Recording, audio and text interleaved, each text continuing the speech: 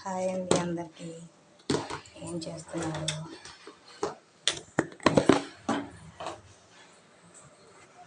ఇదిగోండి ఇడ్లీ. దీని మీద ఇలా నెయ్యి వేసి ఇలా కొంచెం వెల్లుల్లిపై కారం వేసుకొని, అంటే మసాలా కారం వేసుకొని, ఎంతమందికి తినడం ఇష్టమో ఖచ్చితంగా కామెంట్ చేయండి, మర్చిపోవద్దు. ఎంతమంది ఈ కాంబినేషన్ ఫేవరెట్స్ ఉన్నారు తప్పకుండా కామెంట్ చేయండి.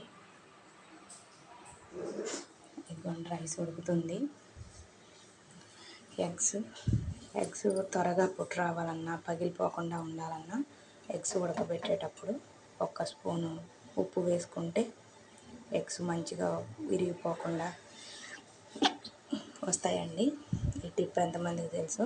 వీడియో నచ్చితే లైక్ చేయండి, ఛానల్ని సబ్స్క్రైబ్ చేసుకుంటే